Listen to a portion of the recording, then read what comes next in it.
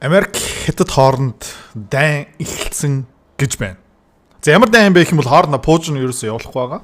Гэхдээ ямар төрлийн дайн эхэлж байгаа юм бэ гэх юм бол худалдааны дайн, эдийн засгийн дайн, банк санхүүгийн дайн. За энийг бүтэн ойлгохын тулд би одоо тайлбарласнаасаа илүү Янис Варфакисыг хэдүүлээ сонсцгоё. Сангийн сайд байсан Грек улсын ном бичсэн. Надаас хамаагүй ухаантай, надаас хамаагүй мэдлэгтэй. За тэгээд сүүлийн үед мань хүн юу судалж ирсэн бэ гэх юм бол энэ digital economy, digital эдийн засаг, төлбөрийн систем, төв банкны систем, за тэгээд хятадуудын шинэлэг инновац зах зээл дээр нэвтрүүлж байгаа юм. Тэгээд яагаад Америкчууд тэрнээ дургу байгаа юм бэ? Яагаад Америкчууд одоо хятадуудтай алцаад байгаа юм бэ? За хэдүүлээ мэдлэгээ дээшлүүлээ. Шинэ юм сурцгаая. Since 1968-69, the United States are a major deficit country. After the war, they were a surplus country in the 1950s because Europe was destroyed. За энийг өмнө ярьжсэн дэлхийн 2 дугаар дайн дууссаныхаа дараа 1960-70 он хүртэл Америкчууд юу байсан бэ гэх юм бол дэлхий рүү маш их хэмжээний юм экспортлог байсан хятадуудтай адилхан. Худалдааны тэнцлийн хувьд бол Америк улс ашигтай байсан. Юм гадагшаа экспортлдог, тэрнээсээ хамаагүй бага юм импортлдог. Тэгээд дэлхийн улс орнуудыг ерөөдөө өрөнд оруулдаг байсан. Одоо Америкчууд өөрөө өрөнд орж байгаа шүү дээ. За тэгээ 1970 он хүртэл энэ эсрэгээр байсан. За тэгээ 1970 оны үеэр ерөөдөө энэ систем маань Америкчуудын хувьд эргэцээ. China was nothing. Japan was occupied. Right? Industry. Yep. Япончуудыг ер нь бол Америкчууд эзлээд авсан байсан. The only industry in the world that produced magnificently was American industry. They were producing cars, washing machines, aeroplanes, consumer goods, Coca-Cola, Marlboro cigarettes, everything that the world wanted, right? So за тэгээ дэлхийн хамгийн том брэндүүд тийм одоо Whirlpool, Marlboro, McDonald's бүх юм ер нь Америкээс Cadillac тийм дэлхийн ганц дайнаас эвдрээгүй, бутраагүй, бөмбөгдөөгүй эдийн засаг юу байсан бэ гэх юм бол Америкийн эдийн засаг тийм учраас экспортлоод байсан. A surplus country, right?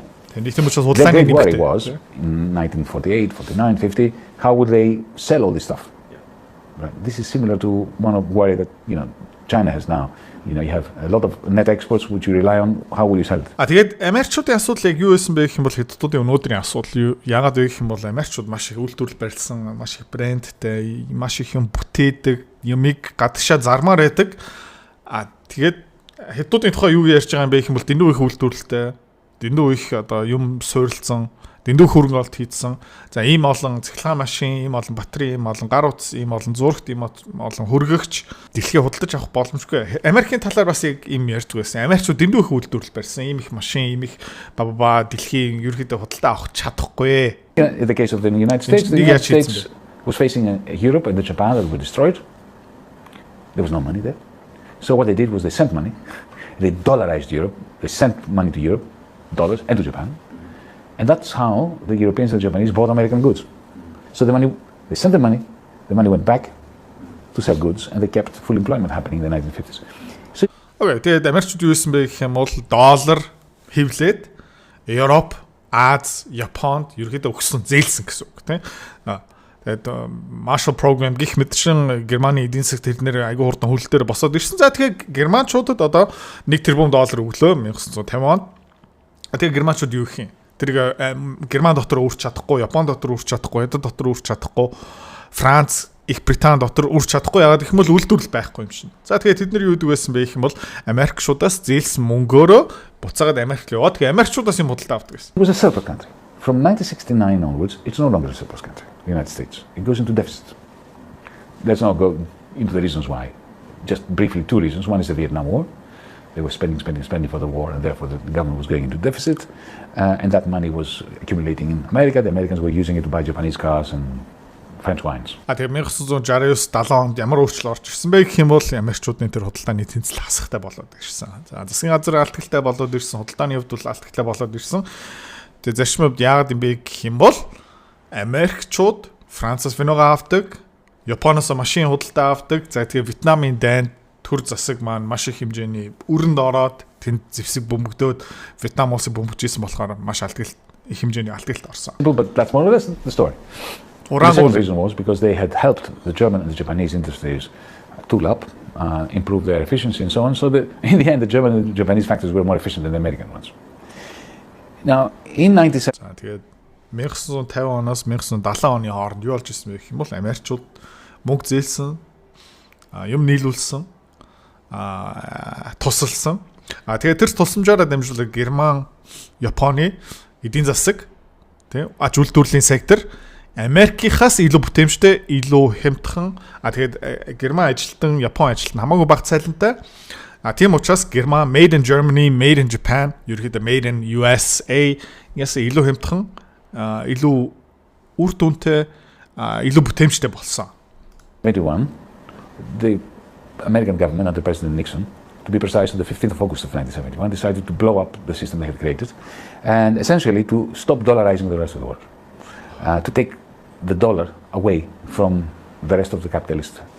Яг 1971 онд юу исэн бэ гэх юм бол Richard Nixon gold window хаасан. Тэгээд ер нь өмнө нь бол долларын цаана алтаараа баталгаажуулалттай байсан. Тэгээд Францчууд юу исэн бэ гэх юм бол тэ Америкчуудаас долларыг аваад одоо зүгээр энгийнээр ингээ хэлэхэд Америк руу маш их хэмжээний цүнх вино гэх мэт чинь нийлүүлсэн. Тэгээд тэр доллараараа эргүүлээд төв банк дээр нь очоод долларыг алтаар нь буцаага сольсон. За тэгээд ингээ явсараад Америкчууд байгаад алтны хэмжээнээс илүү их доллар хэвлэлсэн байсан. Тэгээд ерөөхдөө Америкчууд баригдсан. Тэгээд за энэ удахгүй манай доллар ингээ манайх руу буцаагаад орж ирээд Францчууд би доллар авахгүй би алтаа авъя гэсээр хагаад манай алт дуусах юм байна гэд тэгээд тэр gold window-ыг хаацсан. Surrounding realm. And then they started doing something else. They used their deficit in order to create demand for the net exports of Japan, of Germany, of Italy, and eventually of China. So this is something that you can only do, however, if you own the one world currency. Тэгээд Америкчууд юу хийсэн бэ гэх юм бол тэр алтны холбоог байхгүй болгочоод за тэгээд юу хийсэн бэ гэх юм бол зүгээр өрөнд орж эхэлсэн. За тэгээд тэр өрөөр дамжуулаад юу хийсэн бэ гэх юм бол Японд өгсөн, Германд өгсөн, Европт өгсөн, тэгээд 2000 оноос хойш Хятадд өгсөн. Тэгээд Америкчууд маш их хэмжээний өрөнд орсон хэрнээ тэр өрийг Хятадууд аваад, Япончууд аваад, Германчууд аваад тэгээд тэр өрөөрөө яадаг байсан бэ гэх юм бол буцаагаад Америк руу яваад Америкийн хувьцаа аваад Америкийн үл хөдлөх аваад гих мэт шин. За хөрөнгөний зах зээл хувьцаа улс төрийг сонирхоод байна тий. Тэгээд хөрөнгөний зах зээл яагаад үсдгийг, эдийн засаг яагаад үсээд идэг юм бэ? Ойлгомоор байгаа юм бол миний Fuck You Money 2 Time to Die номыг сонирхоод үзээрэй. Дэлгэрэнгүй мэдээл idrotsik.com-оос. За тэгээд энэ ном ойролцоо бараг 500 хуудастай дүүрэн мэдлэг. Хамгийн гоё юм юу юм бэ гэх юм бол 8 дугаар ангийн хүүхэд энийг ч гэсэн ойлгон маш энгийнээр бичсэн. Санхүүч хэлээрээ ерөөсө бичээгүй. За захил маргаан бол idrotsik.com тэнд бас дэлгэрэнгүй мэдээл байгаа.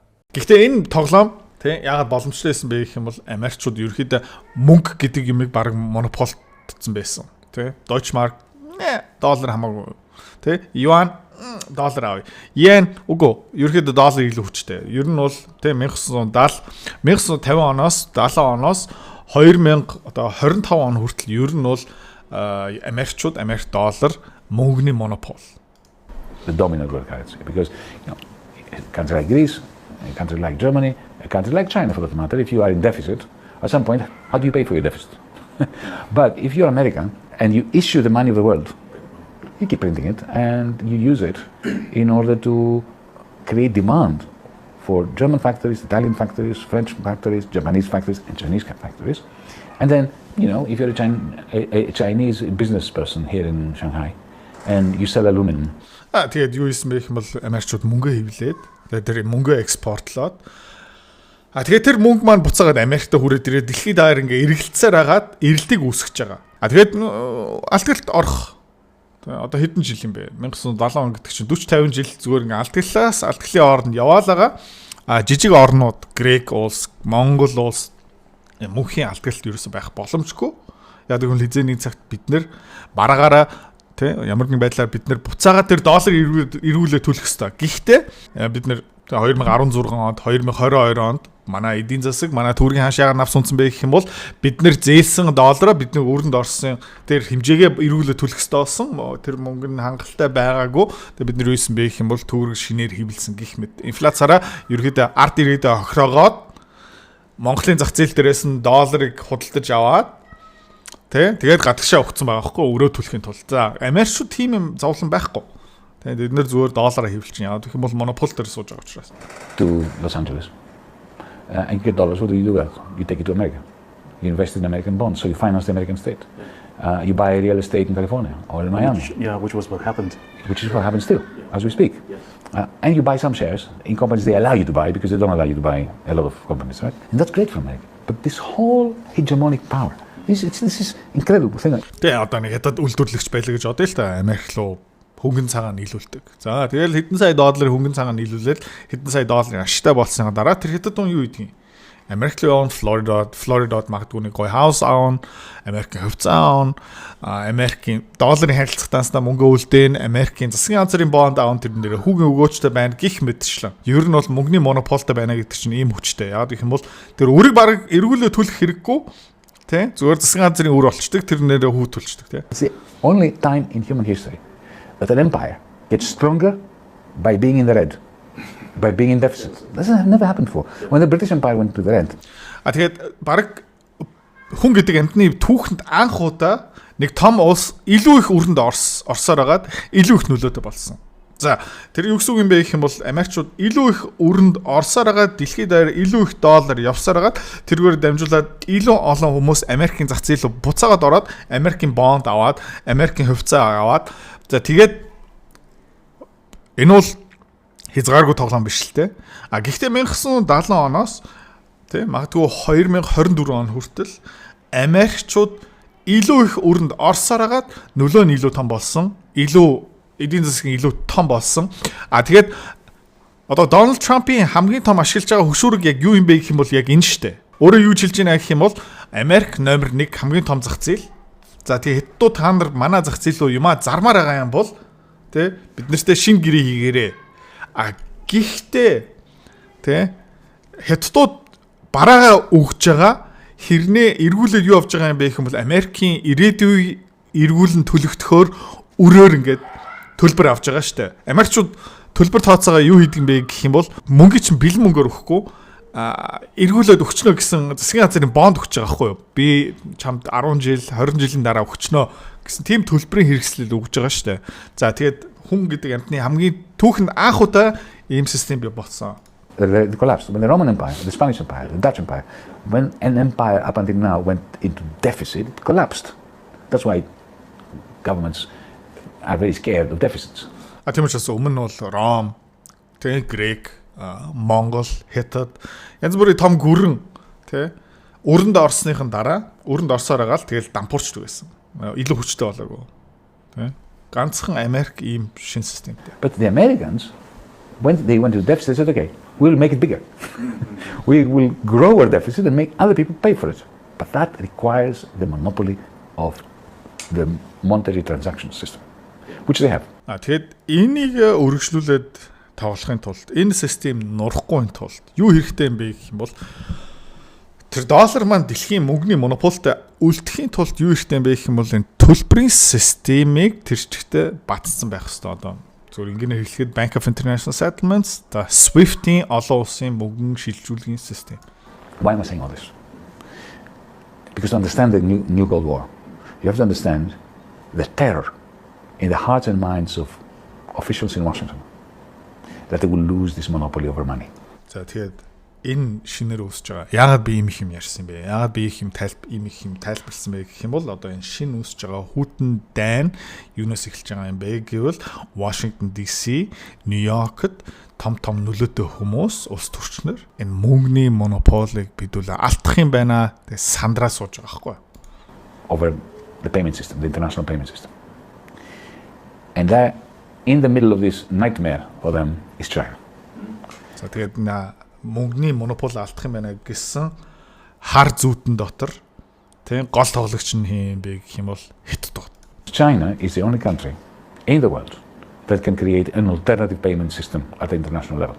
It's nowhere near doing it yet in a way that would seriously damage the dollar, but they can see it happening.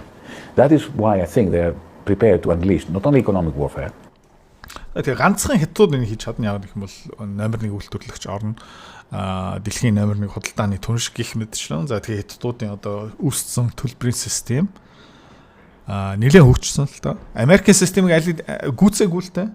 Гэхдээ Одоо ингээд трендийг харах юм бол хаашаа явж байгаа юм бэ? Эцсийн зогсоол нь яг юу юм бэ? Айгу ойлгомжтой. Хятадууд ерөөхдөө төлбөрийн системийг базаа авчих юм байна. Америкчууд энэ мөнгөнийхөө монополо алдах юм байна. Тийм учраас энэ хүдний дайн эхэлж байгаа юм байна. Тийм учраас энэ эдийн засгийн дайн эхэлж байгаа юм аа. Like Trump and Biden did, but actual nuclear warfare. Why is China a threat? Тэгээд айгу соно Янас Varoufakis юу ярьж байна гэх юм бол бас ганцхан эдийн засаг худалдааны дайн биш бас цөмийн дайн дурж байгаа байхгүй. Тэ нэрээ юу үгүй юу ойлгоё тэ. We all know, here in China you pay with WeChat. In Europe, in America, we pay with Google Pay, with Apple Pay, with all sorts of pay, digital. We know that тэгээд одоо Хятад Америк юм уу барууны төлбөрийн системийн секторыг жоохон тайлбарлах гэж эхэлж байна. Юугаараа тайлбарласан бэ гэх юм бол Хятадаа төлбөр тооцоо хийх юм бол WeChat, Америк юм уу Европта хийх юм бол Apple Pay, Google Pay, G-Wallet гэх мэт шин тэ. Power to accumulate has shifted from diesel engines and railways to owning the algorithms. What I call cloud capital in my book, Techno-Feudalism. Which countries own cloud capital? Two. China and United States and United China. States, yes. За энэ дээр нэг магадгүй нэг зөрчлөөтэй юм байж магадгүй. За өмнө 100 жилийн өмнө ер нь бол баялагийг хэрхэн бүтээдэг байсан бэ? Хэрхэн баян ус болдог байсан бэ гэх юм бол олборлолт, үйлдвэрлэл, тэгэхээр төмөр зам гих мэт шээ. За тэгээ Янас Varoufakis юу хэлж байна гэх юм бол ирээдүйтэй ер нь бол тэр тийм бодит одоо ийм барьцтай үйлдвэрлэл биш. Ирээдүйн ерөөхдөө улс орны баялагийг юу өдөртөх юм бэ гэх юм бол энэ cloud computing, cloud дотор байгаа одоо тийм дижитал ертөнц дотор байгаа хөрөнгө ба тэр algorithm ярьж байна. Тэ сонголтын алгоритм, худалдаа авалтын алгоритм, сурчлагын алгоритм, энэ хүн зээл өгөх үгүй юу, энэ хүнд ямар сурчлага үзүүлэх үгүй юу гэх мэт чинь тийм юм ярьж байна, тэ. За тэгээ энэ дээр хоёр тоглогч байгаа. Номер 1 Америкчууд, номер 2 Хятадууд дахиад. So China is becoming a competitor to the United States in the realm of in the type of capital which is now giving maximum power to whoever owns it. But that's not the whole story. Now we have something else. Chinese banks and Chinese big tech, and I think WeChat is a very good example, have merged. Тэгээ энэ дээр Янас Varoufakis бас юу ярьж байгаа магадгүй байх юм бол тэр хиймэл оюухан тэр дата центрийн тооцоол яг гэх юм бол тий одоо бид нар удахгүй хиймэл ухаантай ингээ харьцаа явчин те ямар хөвцөөг авах хэрэгтэй юм бэ гэд зүгээр асууж болно. Эдгээр хотын хэрэг магадгүй 10 жил нараа байхгүй болчихно. Тэгээд тэр нэг өөрчлөн яг таарсан хөрөнгө оруулалтын зөвлөгөө хувийн чин санхүүгийн ухаад тэгээ яг тохирсон санхүүгийн төлгөө ингээ гаргадаг тэр тооцоол нэг компьютер дотор болж байгаа байхгүй дата центр дотор. Тэр дата центр тэр чип мип тэ тэр хиймэл ухаан тэр алгоритмыг эзэмшиж байгаа өмчлөж байгаа орн компаниуд ерөөдөө дэлхийг өмчлөнө гэж ярьж байгаа юм байна. За тэгээд энэс гадна дахиад нэг юм байгаа гэж байна. За тэр нь яг юу юм бэ гэх юм бол энэ Хятад дотор харагдаж байгаа санхүүгийн сектор, банкуд ба технологийн компани ерөөдөө нэгтцсэн байгаа. Энийг одоо юун дээр харж болж байгаа юм бэ гэх юм бол WeChat дээр. So you can make payments using WeChat and you don't pay for it. WeChat doesn't withhold a percentage for you to make payments. Тэгээ энэ амар чухал. WeChat-аар Хятад дотор ямар нэг төлбөр хийж явахдаа WeChat тэрнээс шимтгэл авдаг. Хэдүүлээ одоо ерөөхдөө хаан банкны аппликейшн ашиглаад хаан банкнаас хаан банкны дансын хооронд нэг шилжүүлгийг явуулахдаа хаан банк биднээс 50 төгрөг авдаг. За өөр банкны данс руу явуулах юм бол 200 төгрөг гих мэдчихлээ. За тэгээ WeChat team шимтгэл байхгүй. In Europe, in the United States, if I pay with Google Pay, Apple Pay, a certain cut goes to the bank. За тэгээд барууныханд би Visa ашиглана уу, Mastercard ашиглана уу, Google Pay ашиглана уу, Apple Pay ашиглана уу, ийм ашиглана уу хамаагүй бид нэр юу хийх ёстой юм бэ гэх юм бол шимтгэл төлдөг. The bankers in America, Wall Street, and big tech, what I call cloud capital, are not collaborating. They're refusing to collaborate. Why? Because the bankers do not want to share their banking rents with big tech. Тэгээд Хятад дотор энэ хоёр нэгдсэн гэсэн шүү дээ. Технологийн компани, банкуд нэгдсэн байгаа. Хамтарч ажиллаж байгаа. Барууных нь ерөөсөө хамтраагүй. Банкуд, технологийн компаниуд ерөөсөө хамтрахгүй байгаа. Яагаад вэ гэх юм бол энэ банкны системийг өдөрж байгаа том банкуд тэднийг эзэмшиж байгаа хүмүүс нь энэ түрээсийн орлогыг хуваамааргүй. За юу гэсэн үг юм бэ гэх юм бол төлбөрийн систем эзэмшиж байгаа гэдэг чинь одоо энэ Visa картн дээрээ тий Visa card ингээ байнга шимтгэл аваад явж байгаа байхгүй юу? Гэхдээ юуны төлөө нэг сүртэй ажил хийх байгаа шүү дээ. Дээд бүтсээ нэг 20-30 жилийн өмнө хөгжүүлсэн цаанаа хэдэн сервер явж байгаа. Гэхдээ тий нэмэлт ажил хийхгүй байгаа. Тэгээд түрээс авч байгаа гэсэн үг шүү дээ. Байр харилцаа дээр боссон. Тэгээд жил болгон. За тэгээ энэ орлогын их үүсвэр хөдөлмөр хийхгүй, шинээр хөрөнгө олт хийхгүй, түрээсийн орлого алдмааргүй байгаа учраас одоо паразит маягаар ажиллаж байгаа гэсэн үг шүү дээ. Энийг хуваамааргүй байгаа учраас банкуд, технологийн компаниуд барууны зах зээл дээр бас Монголын зах зээл дээр хамтарч ажиллахгүй байгаа. Яг гэх юм бол энэ шимтгэлийн орлого дэндүү том тоогоо учраас. Silicon Valley. So they're clashing. So the dollar payment system is fragmented because of this clash between the business interests of Wall Street and the business interests of the owners of cloud capital. In China, тэгээ барууны төлбөрийн систем тэгээ бутархаа гэж байгаа. Яг гэх юм бол технологийн компани төлбөрийн системийг эзэмшиж байгаа банкуд ерөөдөө хоорондоо өрсөлдөд байдаг, тоогоо хуваамааргүй байдаг. Хятад эсэргээр. Because you have state regulation, I'll be blunt, because you have a communist party telling the bankers what the limits are and telling Tencent and Alibaba and so on what the limits are. Chinese cloud capital and Chinese finance have merged into what I call cloud finance. It's seamless. If you add to that, за хятад дотор юу болж байгаа юм бэ гэх юм бол коммунист нам, бараг диктатор тушаалаараа ингээ өдөрч байгаа учраас за Tencent, за Alibaba, за банкуд айтайхан шиг байгаараа хязгаар нь энэ шүү. Тэ шимтгэл нь энэ шүү. Тэгээ бараг шимтгэлгүй учраас ингээд дижитал компаниуд, банкуд ингээ нэгтцэн. Another great advantage that China has is the digital renminbi, the digital currency of the central bank, of the People's Bank of China, which is a magnificent tool. За тэгээ хятад одоо digital renminbi өмнө бас контент дээр ярьж ирсэн. Туршилт нь аль хэдийн яваад ирсэн байгаа зах зээл дээр гарсан. За тэгээ энэ технологийн компани, банкны систем, за төв банкны digital RMB юаныг ингээд тий бүгдийг ингээ хосолчих юм бол гайхалтай юм гарч ирж байгаа юм аа. Because if everybody has one account with a digital wallet belonging to the state, to the central bank, essentially you're free of the bankers. Тэгээ хүн болгон төв банк дээр digital RMB, digital yuan-ы данстай юм бол банкирууд хэрэггүй болж байгаа. The bankers will have to find ways of convincing you to put money in the bank, right? Because you don't need them anymore. You can make transactions using the digital currency that the central bank gives you. Тэгээд ягаад хаан банкаараа төлбөр хийж байгаа, ягаад олон банкаараа төлбөр хийж байгаа, ягаад Германы JP Morgan-аар төлбөр хийх ёстой юм.